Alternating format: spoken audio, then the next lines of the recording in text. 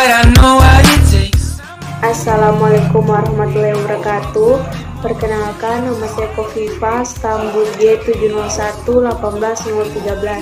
Assalamualaikum warahmatullahi wabarakatuh. Perkenalkan, nama saya Rista Estereni MS, Stambul G701-18168. Perkenalkan, nama saya Tiara Belinda Grandisia, Stanbook G701-18110.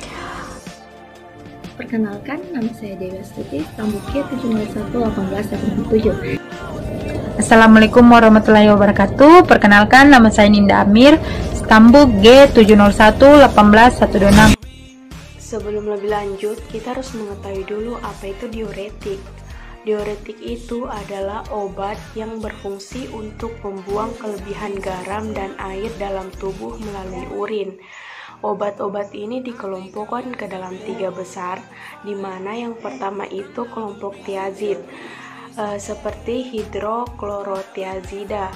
Kemudian diuretik hemat kalium itu seperti spironolakton. Kemudian yang ketiga itu diuretik loop seperti furosemid. Adapun alat dan bahan yang digunakan dalam percobaan ini, pertama alatnya sarung tangan, batang pengaduk, gelas kimia, sonde, dan wadah penyimpanan urin.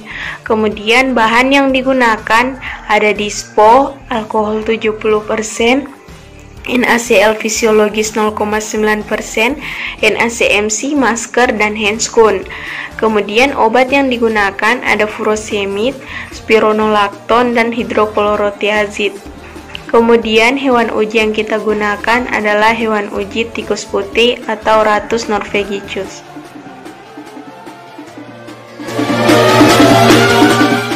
Adapun rute pemberian pada percobaan ini terbagi menjadi 2, yaitu rute pemberian secara oral dengan menggunakan sonde, kemudian dengan cara injeksi atau intraperitoneal di bagian bawah perut tikus.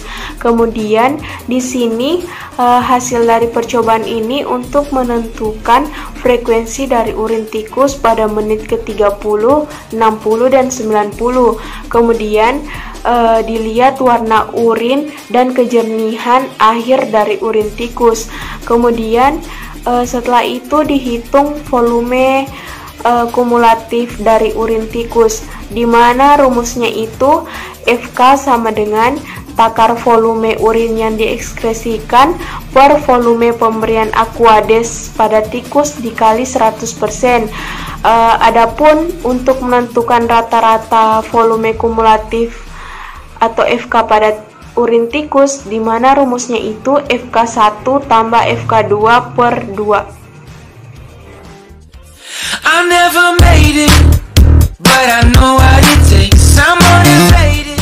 Ini saya akan menjelaskan tentang obat spironolakton, di mana nama resmi dari obat ini yaitu spironolaktonum, nama lainnya spironolakton, di mana obat ini digunakan untuk mengobati tekanan darah tinggi. Obat ini bekerja dengan cara menghambat penyerapan garam atau natrium berlebih di dalam tubuh dan menjaga kadar kalium dalam darah agar tidak terlalu rendah, sehingga tekanan darah dapat ditekan. Dengan menurunkan tekanan darah, spironolakton bermanfaat mencegah stroke, serangan jantung, gagal ginjal yang merupakan komplikasi dari hipertensi. Adapun dosis dari obat ini untuk sediaan kapsul ada yang 25 mg, 50 mg, dan 100 mg. Sedangkan untuk sediaan suspensi oral yaitu 5 mg per mililiter. Mekanisme dari obat spironolakton ini antagonis aldosteron dengan efek diuretik dan antihipertensi, peningkatan kompetitif dari reseptor di situs pertukaran NAK yang tergantung aldosteron dalam tubuh distal, menghasilkan peningkatan ekskresi Na+, Cl-, dan air, dan retensi K+, dan H+. Meningkatkan pembersih testosteron dan produksi estradiol, blok konversi androgen kuat menjadi yang lebih lemah di jaringan periodik.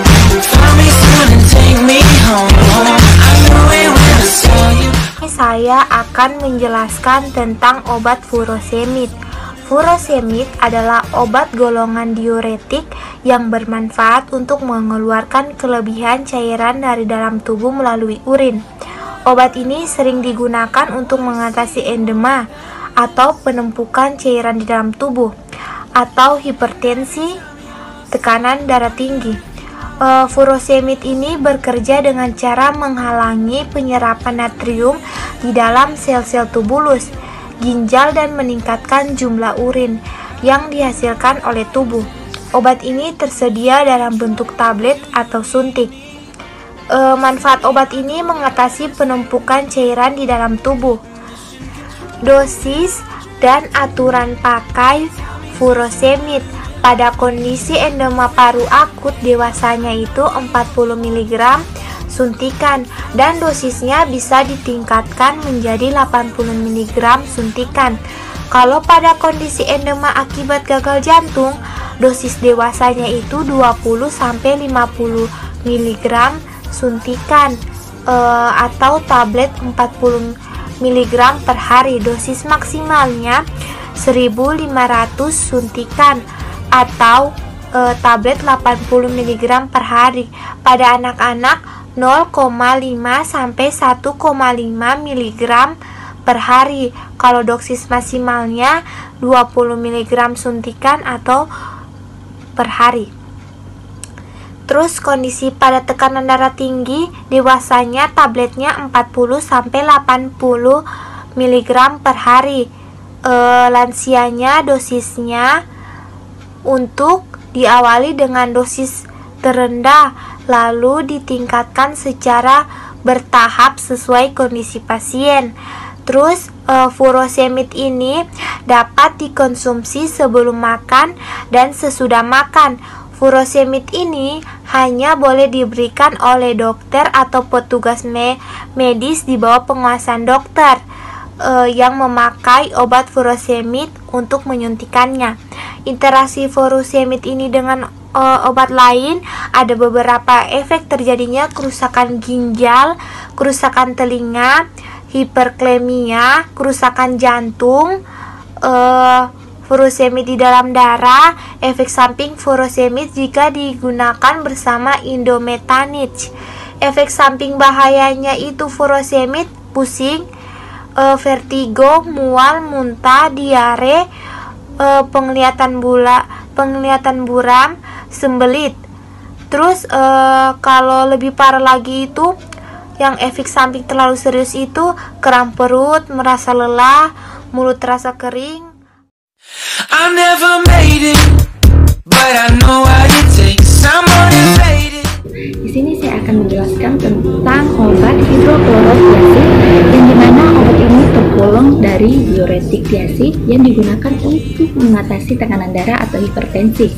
Dalam hal ini, hidroklorothiazid ini bekerja dengan cara membuang garam dan cairan melalui urin sehingga menurunkan tekanan darah dalam pembuluh darah.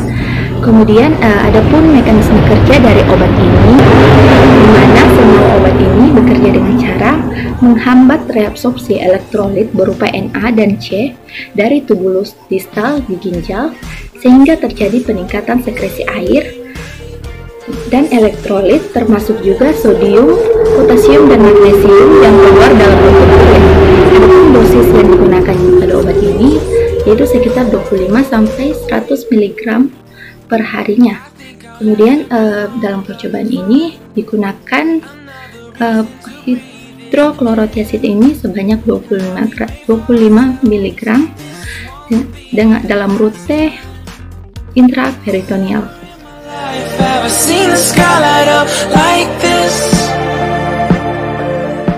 Ini saya akan menjelaskan tentang cara kerja atau cara perlakuan terhadap hewan uji, serta menjelaskan tentang alasan penggunaan obat-obat yang digunakan. Nah, cara kerja yang pertama itu disiapkan alat dan bahan. Alat yang digunakan berupa dispo dan sonde. Nah, yang kedua itu bahan yang digunakan itu larutan NaCl fisiologi, larutan furosemid, larutan hidroklorothiazid, dan larutan spironolactone. kelompoknya kita bagi atas 5 kelompok. 5 kelompok ini terdiri atas 3 tikus. Nah, nanti kita akan menginjeksikan larutan obat yang berbeda-beda pada 5 kelompok ini. Namun perlakuan yang pertama itu kita sama semua dengan mengambil larutan Aquades hangat dengan dispo, lalu kita gunakan sonde untuk memberikan Aquades hangat ini secara oral kepada si tikus ini. Nah, perlakuannya itu dengan cara kita masukkan melalui langit-langit mulutnya sampai kita masukkan sampai mencapai esofagus, dan setelah dimasukkan ke mulut tikus kita ambil obat atau pada kelompok pertama itu kita ambil anestel fisiologis 0,9% itu dengan cara mengambil larutannya sebanyak 0,5 mili. Nah, lalu 0,5 mili ini kita ambil lalu diinjeksikan secara intraperitoneal atau melalui bawah perut. Nah, kita ambil larutannya, lalu kita injeksikan larutan ini ke tikus ini. Nah, jadi dengan cara begini kita masukkan. Setelah itu kita masukkan ke kandang khusus. Begitu pula pada kelompok kedua. Kelompok kedua itu menggunakan obat furosemid yang 40 mg, kelompok ketiga furosemid yang 80 mg, kelompok keempat itu kita menggunakan hidroklorotiazid yang 25 mg, dan yang terakhir spironolactone yang 25 mg. Nah, setelah semua diinjeksikan secara intraperitoneal sebanyak 0,5 mili itu dimasukkan ke dalam keranjang khusus. Nah, keranjang khusus ini dia khusus untuk menampung urin dari tikus ini. Nah, selanjutnya catat frekuensi urin pada tikus ini pada menit ke 30, 60 dan 90, serta yang terakhir itu hitung volume kumulatif urinnya. Selanjutnya adapun alasan penggunaan obat pada percobaan kali ini tuh yang pertama anestel fisiologi. Anestel fisiologi itu berfungsi sebagai pengisotonis. Nah, yang selanjutnya itu kita gunakan furosemid. Furosemid ini dia obat golongan diuretik yang berfungsi untuk mengeluarkan kelebihan cairan tubuh melalui urin. Selanjutnya obat hidroklorotiazid ini dia obat tekanan darah. Dia berfungsi untuk menurunkan tekanan pada ginjal